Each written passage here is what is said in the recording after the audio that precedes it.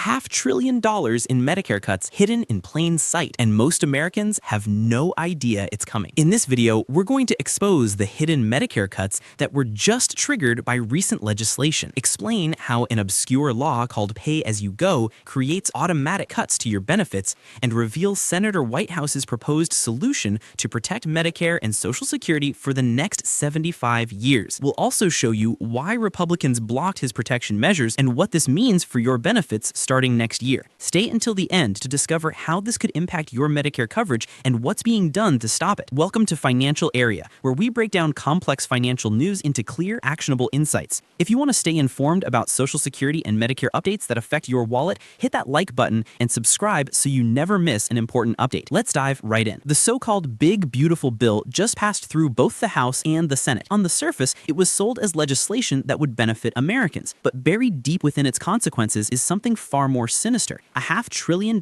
cut to Medicare that wasn't even mentioned in the bill itself. Here's what actually happened. This legislation added a staggering $4.1 trillion to the national debt. That's trillion with a T. One bill, one act of Congress, and $4.1 trillion piled onto what we already owe. Now, you might be wondering, what does adding to the deficit have to do with Medicare cuts? Everything, as it turns out. There's another law already on the books called the Statutory Pay-as-you-go Act. Most Americans have never heard of it, but lawmakers know it very well. Here's how it works. When Congress passes legislation that creates enormous additions to our national debt, this law requires mandatory cuts to other accounts to try to balance things out. It's supposed to discourage running up the debt by trillions in the first place, and it's supposed to remedy that deficit with automatic cuts. So what programs are lined up for these automatic cuts? You guessed it, Medicare is right at the top of the list. The Congressional Budget Office has already crunched the numbers, and they're alarming. Given the magnitude of this massive deficit increase, it will create a $45 billion cut to Medicare in 2026. That's next year. We're talking about $45 billion slashed from Medicare in just a few months. But here's the really scary part. It's not a one-time thing. These cuts don't stop after 2026. They keep going year after year, and they get bigger. In the following years, the cuts continue to climb. By 2034, which is the end of the 10-year budget window that Congress works with, the annual cut to Medicare will reach $76 billion in a single year. Now, if you stack up all these cuts year after year, starting in 2026 and going through 2034, the total cut to Medicare comes to $491 billion. That's where the $500 billion figure comes from. Nearly $500 billion cut from Medicare, all triggered by this one piece of legislation. Senator Sheldon Whitehouse from Rhode Island took to the Senate floor to expose what he calls one of the dirtiest tricks in the bill. He didn't mince words. According to Senator Whitehouse, of all the problematic provisions tucked into this legislation, perhaps the trickiest was the one so hidden that it wasn't even mentioned in the bill itself. This is particularly shocking when you remember what happened during President Biden's State of the Union address. When President Biden mentioned that Republicans wanted to cut Medicare, Republican lawmakers rose in anger, shouting that it wasn't true. Biden responded by saying that he thought they had unanimity and agreement on one thing: no cuts to Medicare. The room erupted in what seemed like bipartisan agreement to protect the program. Well, that promise didn't last long. According to Senator Whitehouse, the cuts to Medicare just had to be well hidden, and that's exactly what this bill accomplished. Now, here's where things get even more revealing. Senator Whitehouse points out that Republicans could have easily prevented these cuts. They could have included a simple provision in their bill saying that for the purposes of this legislation, Medicare is exempted from the pay-as-you-go program. It would have taken just a few lines of text to protect Medicare against this looming $500 billion cut. They chose not to do it. So the question becomes, was this an oversight, or was it a deliberate trick to set up cuts to Medicare that they wouldn't have to take ownership of? Senator Whitehouse offers compelling evidence that this was no accident. Over in the House of Representatives, the Republican-controlled House sent over a continuing resolution to fund the government. This was another perfect opportunity to fix the problem. They could have added a simple line saying that when it comes to Medicare and the huge addition to the debt from this bill, pay-as-you-go sequestration would be lifted. Once again, they chose not to do it. As Senator Whitehouse put it, the American public might not be familiar with sequestration and automatic cuts and how that all works,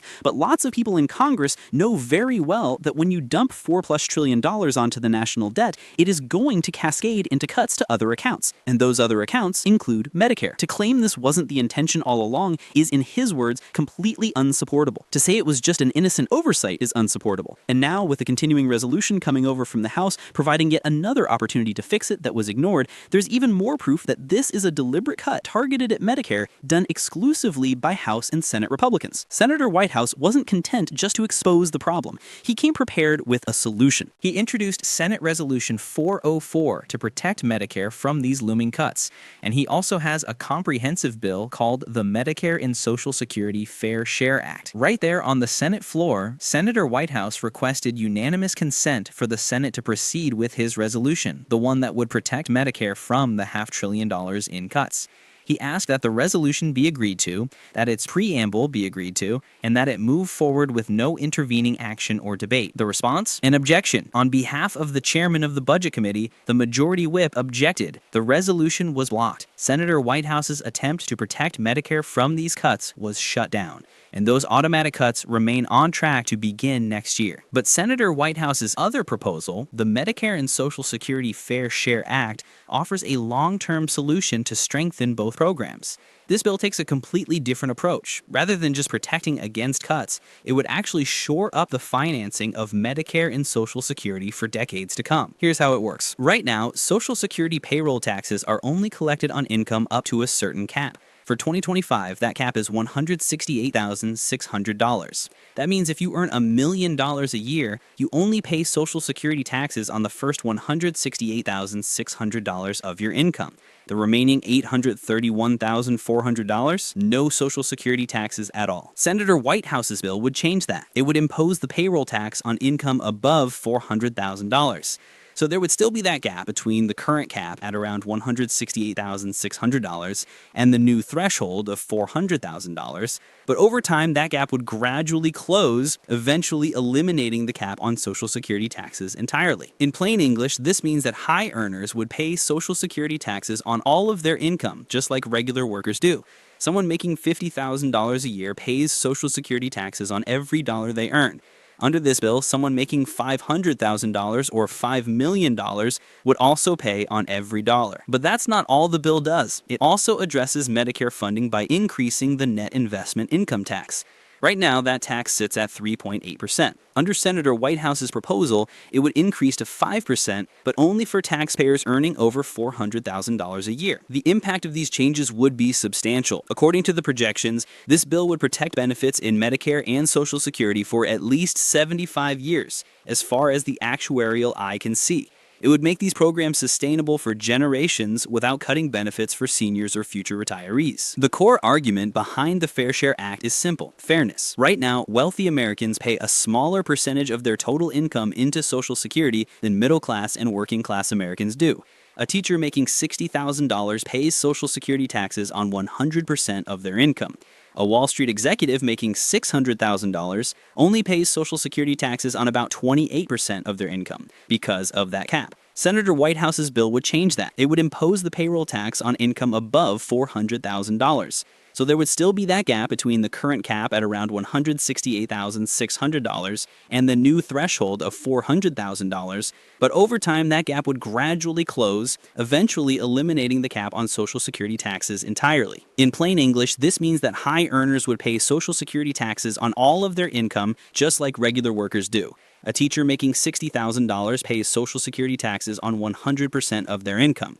A Wall Street executive making $600,000 only pays Social Security taxes on about 28% of their income because of that cap. Senator Whitehouse's bill would change that. It would impose the payroll tax on income above $400,000. So there would still be that gap between the current cap at around $168,600 and the new threshold of $400,000, but over time that gap would gradually close, eventually eliminating the cap on Social Security taxes entirely. So where does all this leave us? Starting in 2026, unless something changes, Medicare faces $45 billion in cuts, with those cuts growing every single year after that. By 2034, we're looking at $76 billion in annual cuts and nearly $500 billion in total cuts over that 10-year period. Senator Whitehouse tried to put every member of Congress on record about whether they support protecting Medicare from these cuts. His resolution was blocked. The continuing resolution that could have fixed the problem, it came and went without addressing Medicare.